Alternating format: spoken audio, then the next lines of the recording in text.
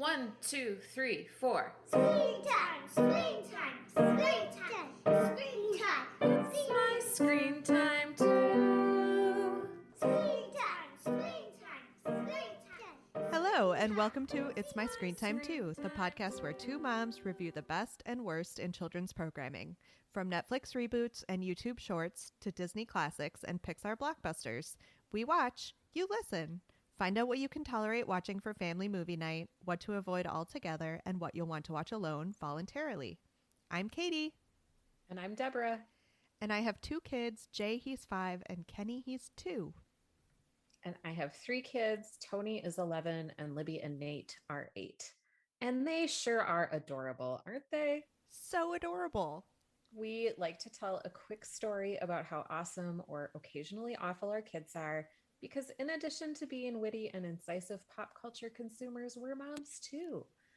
What have your duo been doing lately?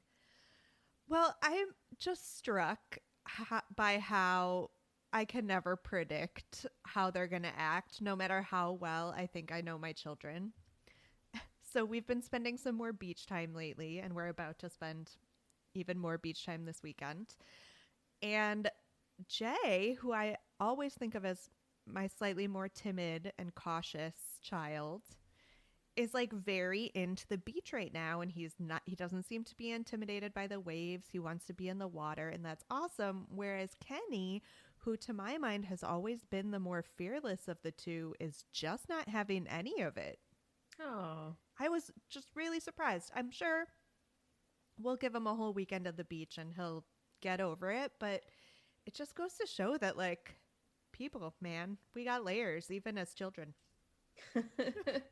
that sounds lovely, though, to spend a week at the beach. It's not warm enough here. So this morning, I took a shower out of my regular routine, and that like totally threw things off.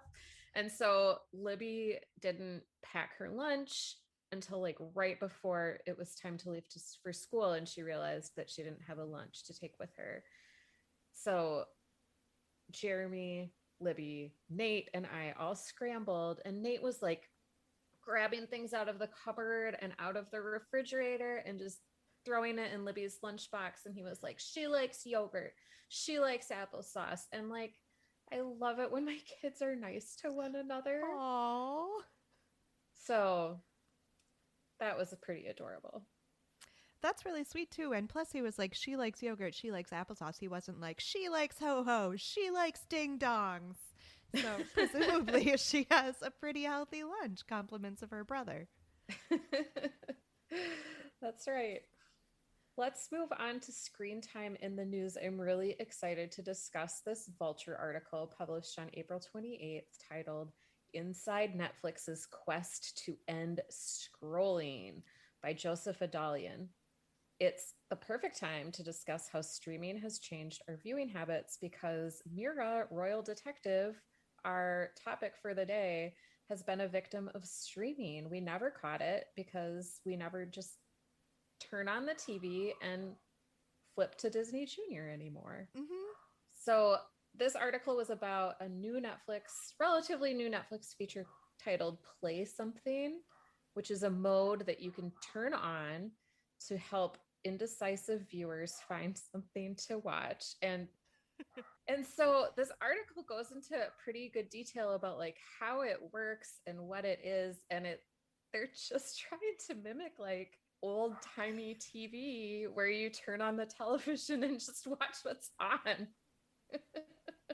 But curated for you because the algorithm knows what you like and can anticipate what you desire to watch, even if you don't know that show exists. Right. And they talked about how Netflix tried unveiling this feature a long time ago and people hated it, and they're trotting it out again now. And I can totally see how in the past this wouldn't have worked for Netflix at all. Because remember when Netflix was like only second tier movies that had plots somewhat similar to actual movies you wanted to watch?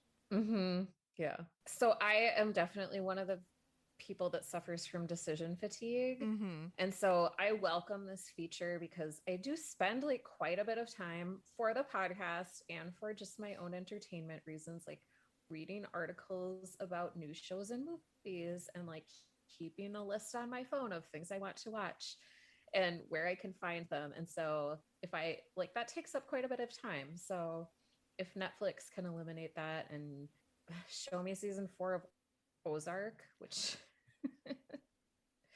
or are we only on season 3? It's not out yet. That's all I want to watch. I thought it was canceled. There's more coming? Oh, I don't know. But Jeremy and I tried play something and it just gave us a bunch of Pokemon movies. Because you don't have your kids' profiles separated. No. So it was a pretty harsh failure for us. I have like 2 more thoughts. Okay, so at one point in the article, they quote somebody who said Netflix had like 4,000 engineers, and then that was corrected to say they only have 2,500 engineers. But like 2,500 engineers working to figure out what America wants to watch. And like, we have so many other problems. Doesn't that seem indulgent? Well, I mean, not to get too big picture on you, but isn't that why the pharmaceuticals produce Viagra? Like, it's not about solving the big problems, it's about solving the profitable ones. Right. And they quoted a Netflix executive that talked about how more shows is better shows because it's like bringing in more diverse voices and stories that haven't been told yet and employing a lot of creative people. So that's all good. But then I read it through like our librarian lens, former librarian, library school lens.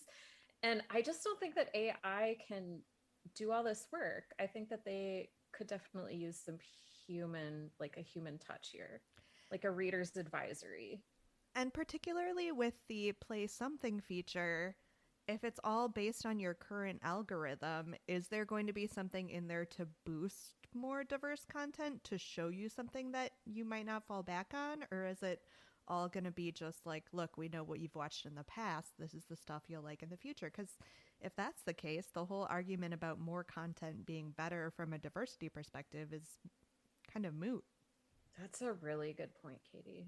Kevin and I tried it, and we're a little stricter with our profiles than you are. So Smart. We're pretty careful about having the kids stuff in the kids' profile, but we have separate profiles.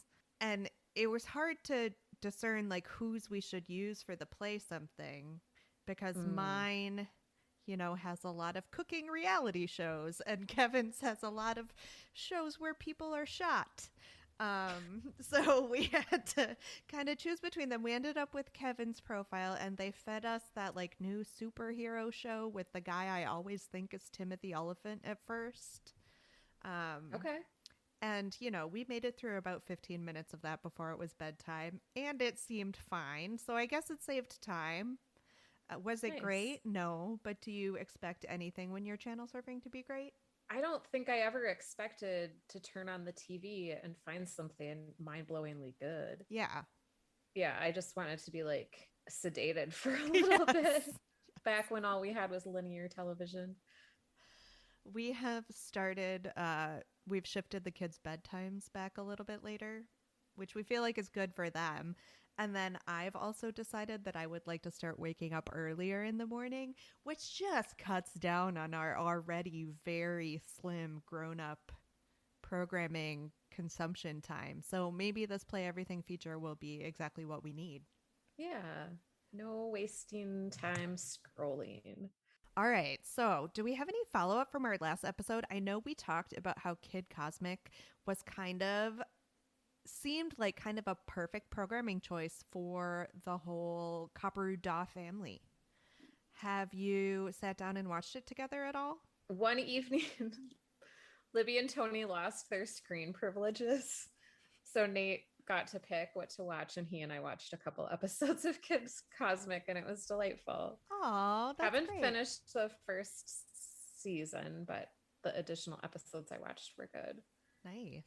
And then I texted you this past weekend to let you know that my kids let me pick the movie for family movie night, which I rarely get to choose. And so we watched Newsies, the one with Christian Bale, and everybody loved it. And it was really fun. I had actually never seen it before. I know it was one of your favorites. I know you can't see my face right now, but I'm so happy, listeners. You should see the smile. It's just bursting through the computer screen. It was really enjoyable. I want to watch the stage version now, and I think my kids are on board with that too. I mean, it's like the perfect vehicle to introduce your kids to so many things. The awesomeness of musicals and like having a social conscience and union organizing. Mm-hmm. Plus, who is Anne Margaret? Does she play the vaudevillian Yes. lady? Okay. That is a movie that would not pass the Bechdel test. No, because there really aren't any women, are there? Well, and they don't talk to, I think the Bechdel test is like two women talking to each other about something other than a man. And like, I don't think any women talk to any other women in the movie. And they have to be named too, which I think there are probably 2 named female characters in the whole movie, right? The vaudeville singer and David's sister. I don't even think his mother gets a name. Right. Yeah, that's a downer. I'm trying to think if the stage version is any better on that front. We get at least one more named female character, but I don't know that she talks to any other women. Oh, man.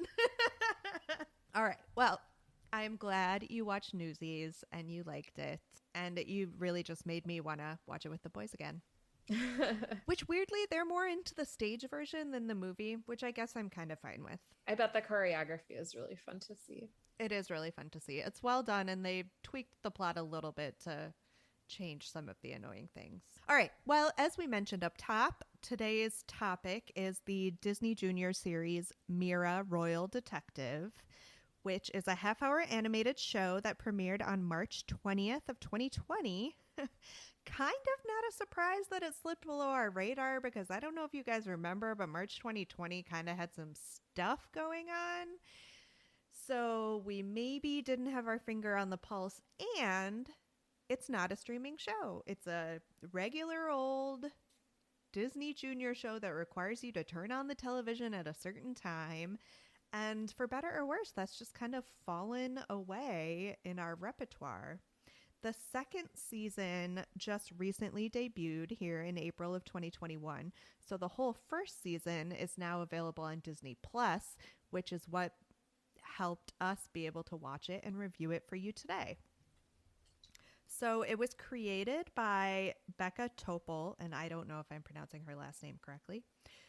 She formerly worked on Elena of Avalor, which is a show we reviewed way back in the beginning of the podcast. But as I recall, we liked it quite a bit. This show, Mira, Royal Detective, is about an 8-year-old girl who solves mysteries for friends, family, and royalty with the help of 2 mongooses? Mongooses? I honestly don't know the plural. And I watched several episodes of this show, but I don't know that they ever use the plural of mongoose. Anyway, they live in the fictional land of Jaipur, and Mira has been declared the royal detective for the whole of the kingdom.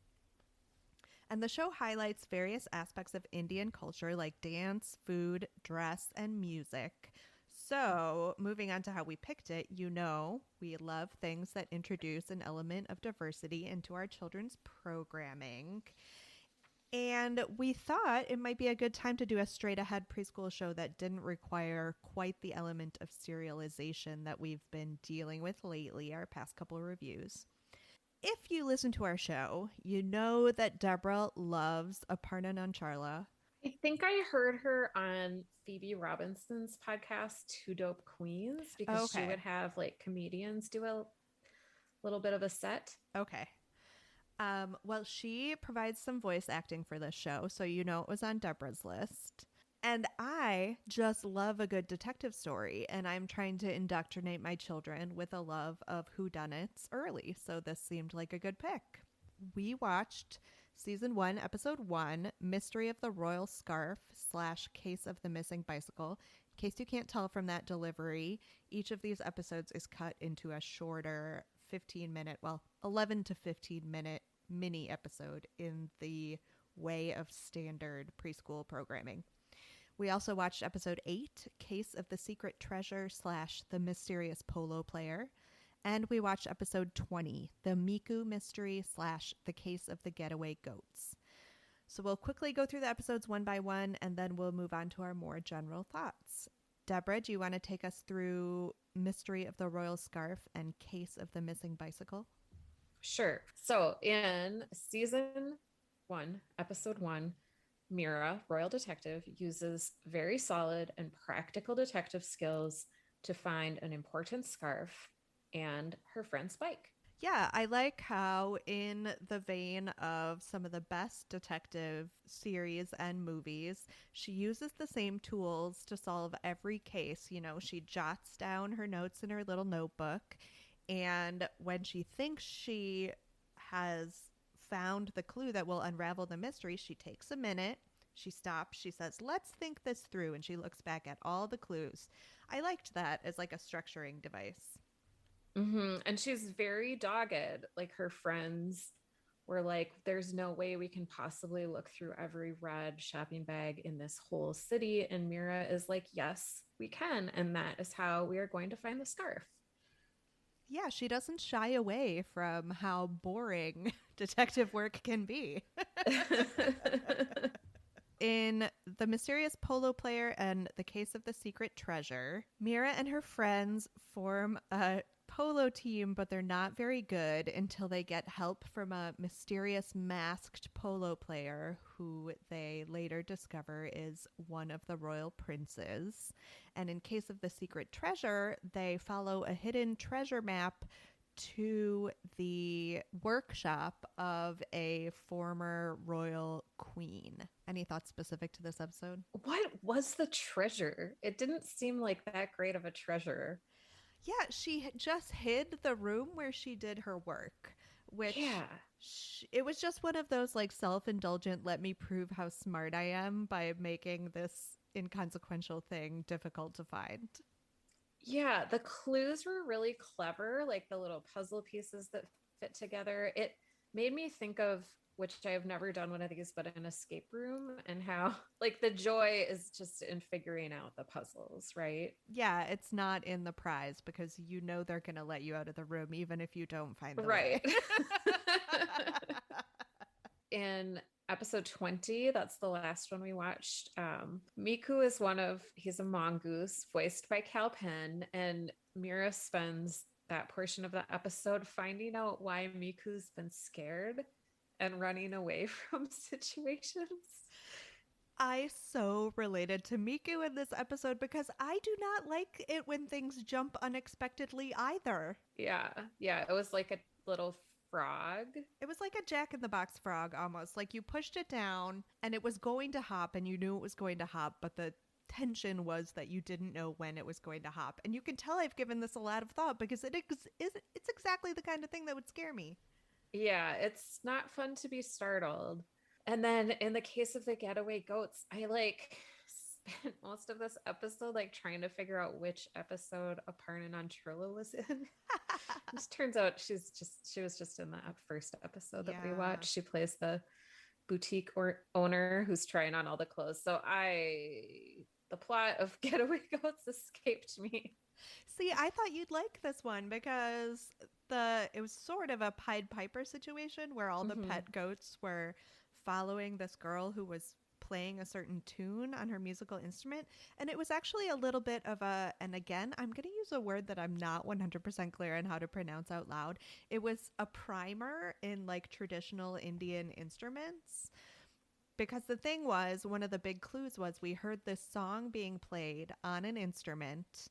We're not sure what the song was, and we're not sure what instrument it was. So the music teacher in town went through several different instruments and like explained what they were called before they figured out which one had lured the goats away. I thought that would be right up your street. It was, but I just went down an IMDb rabbit hole. I mean, it was like the sixth half Yeah. episode in a row, so my attention was waning. I will have to go back and listen to it because I like the different modes in Indian music culture are very intriguing to me, and I know nothing about them. I just have like a Western musical education. Hmm. Yeah. Although we're jumping around all over the place. The theme song and the little song that Mira sings before she takes on any case, total earworms. Like, I don't know Yeah. about you, but I've been singing both of those around the house nonstop this week. Very catchy. All right, so obviously we've kind of moved on already. Let's kind of take a step back and talk about the basic concept and plot of the show.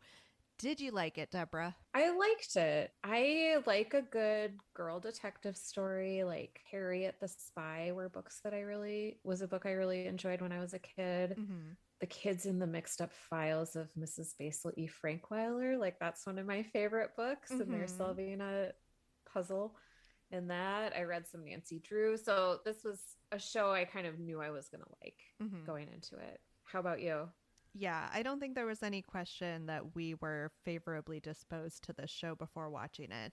It's always a little hard just mentally to take a step back from the heavily serialized shows into the world of preschool shows. I feel like just based on timing for when Jay was born, like the last regular TV show that we would just happen upon and it accidentally became one of our kids' favorites was Paw Patrol, and we just haven't had that kind of, I hate to call it serendipity because that makes it sound unequivocally positive, but we haven't had that kind of like stumbled upon experience with the show since. So all of this kind of class of shows are outside my realm of experience before we review them for the podcast. And they're probably Mm-hmm. outside your realm of experience because your kids are a little old for them now. Yeah, my kids are older and like super opinionated about what they want to watch. And sadly, they're way more inclined to go to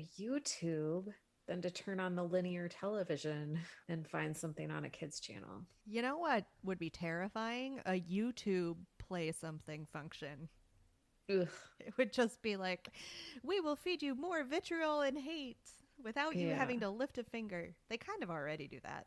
Yeah. My one nitpick with the concept of this show is why do all the shows that are coded, and to be fair, this show can be for both boys and girls, but because it has a young female protagonist, I feel like it's at least slightly coded to being for girls. Why do they all have to be royalty adjacent? Like, I know Mira is not a princess. It's not stereotypical in that way, but it does have to be like somehow wrapped up with the royal family. Like, I wrote this in our notes, but why can't we have a show about the baker with his tray like always? Why does it always have to center around this concept of royalty, which is essentially meaningless in our regular everyday lives? Yeah, I wondered if it maybe was because the creator came from the Elena of Avalor world. And I I don't know that know. we're talking about the Disney Corporation here, and the princess brand has been very lucrative. So, like, you could see why they created Elena from like a crass commercial standpoint. Like, they wanted Mm-hmm. a princess that was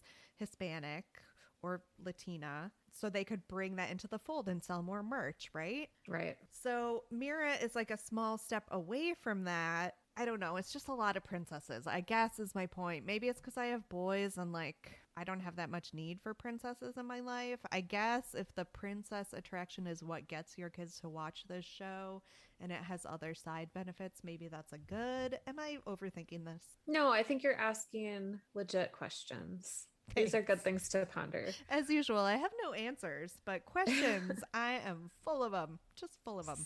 Soggy samosas. Soggy samosas. Cast of characters. My goodness, we've got a who's who of a South Asian cast, or a cast of South Asian descent, because a lot of these people are actually from the United States. So, in addition to Deborah's favorite, Aparna Nancharla, we have Frida Pinto, we have Utkarsh Ambudkar, Kal Penn, Asif Manvi, Jamila Jamil. Jamila Jamil? My pronunciation is crap. Let's just get that out of the way. We have, what is the guy who was in the DuckTales and Community? What is his name? Danny Pudi. Okay. So we have a lot of names that we know. What did you think about the cast? I liked it. I liked Cal Penn as the mongoose. He was very funny.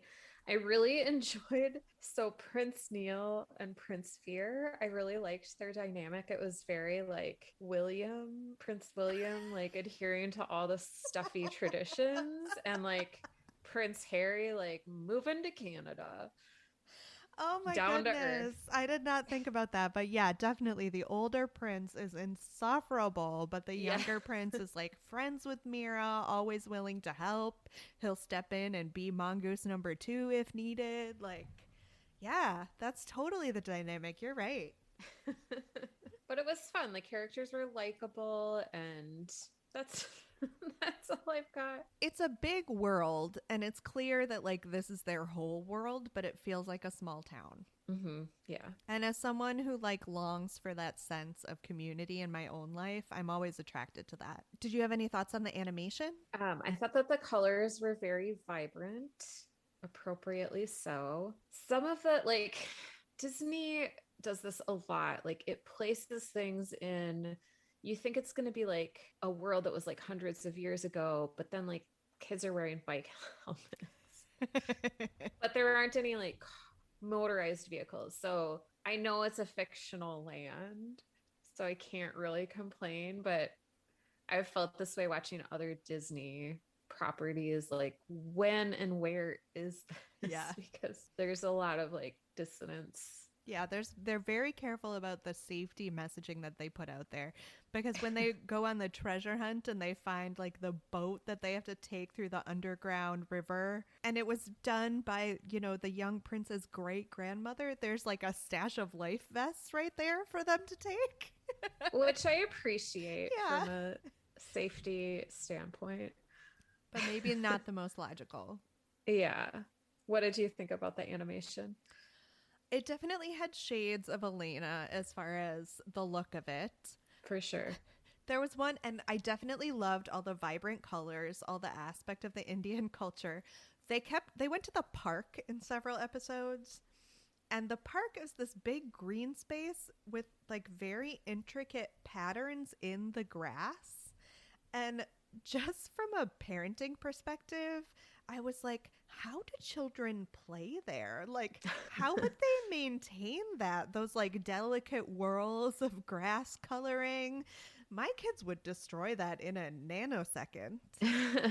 Are the kids in Mira's world just like that much more conscientious? They're too busy playing with their scary, springy frog toys, and they just don't mess up the grass. Well, when Mira had to babysit the little toddler, they were like keeping him out of the mud puddles. He was not going to get dirty. And there was a lot of mud because everyone has a pet goat in this world.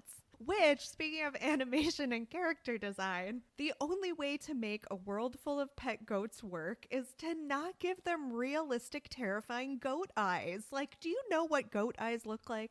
They're really freaky. They are like look in two slits, different like- directions. Yeah. Like rectangular horizontal slits. There is nothing cozy or cute about goat eyes.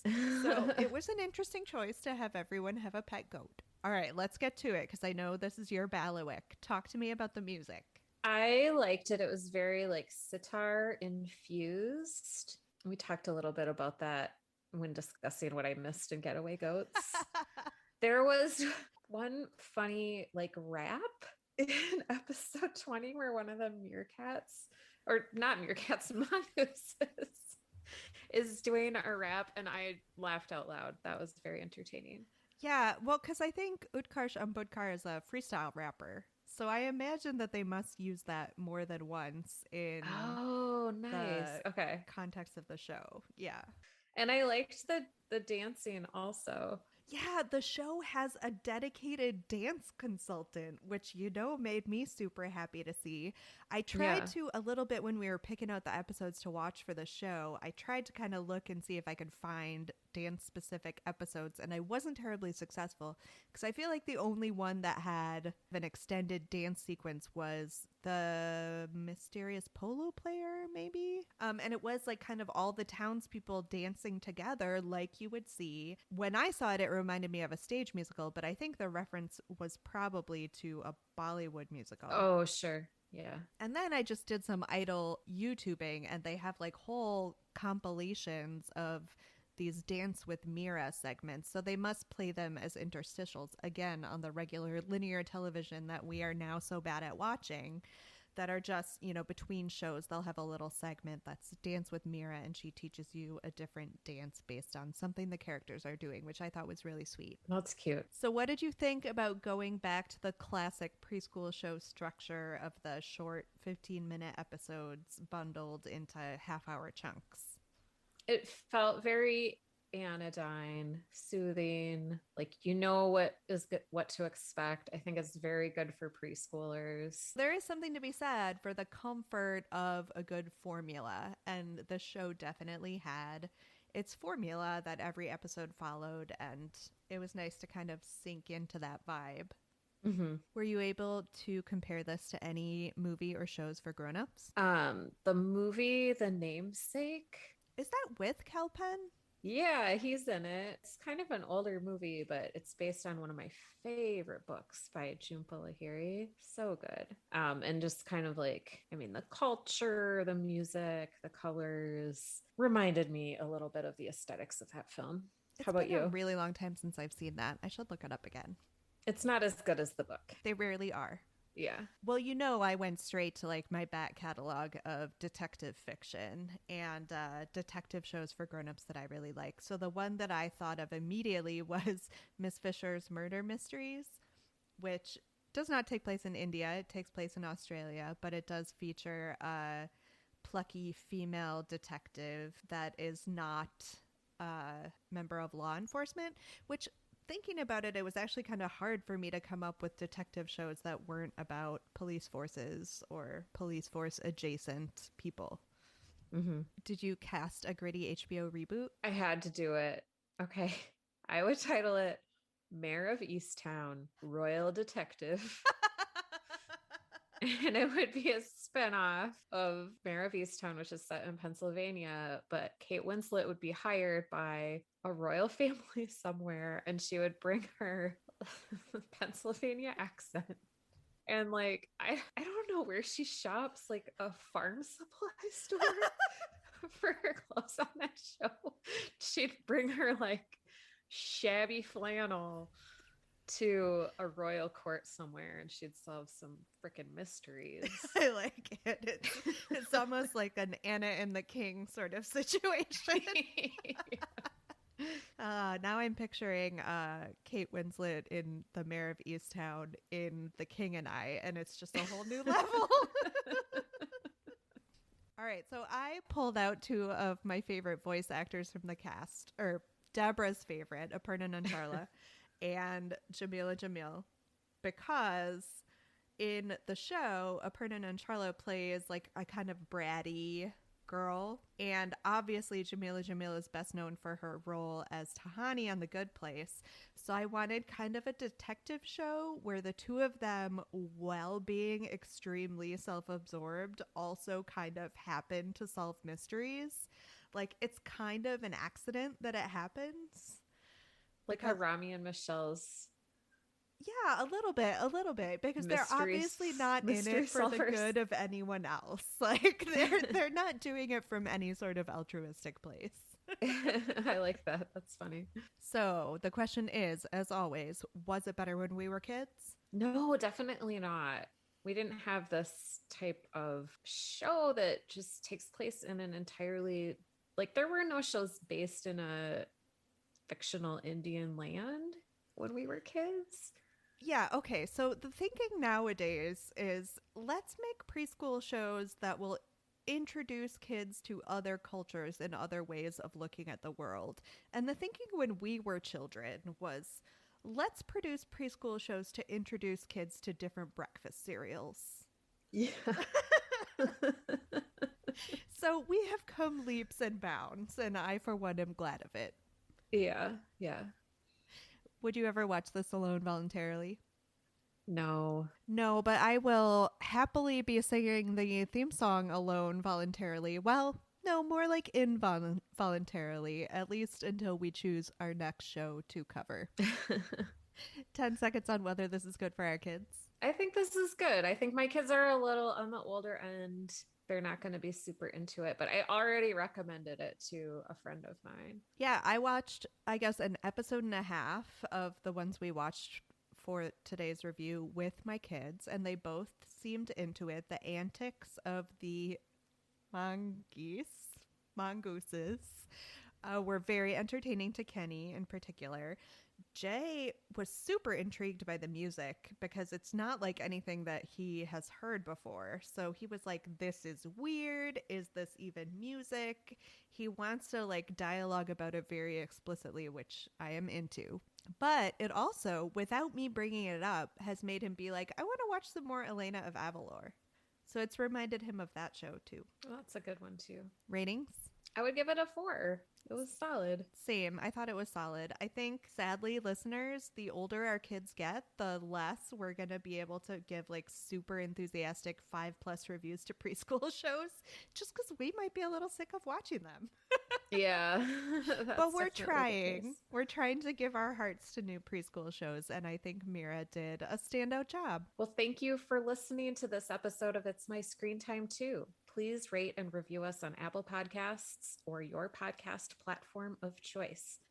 Check out our website at myscreentime2.com. You can find us on all the socials like Facebook, Instagram, Twitter, and even on Gmail at myscreentime2. Send us your show or movie suggestions, article recommendations, or general comments about the show.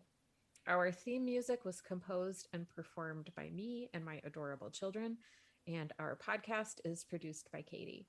Tune in next time for more real talk about the movies and TV beloved by kids and tolerated by parents. Bye. Bye. Screen time, screen time, screen time, screen time. Screen time.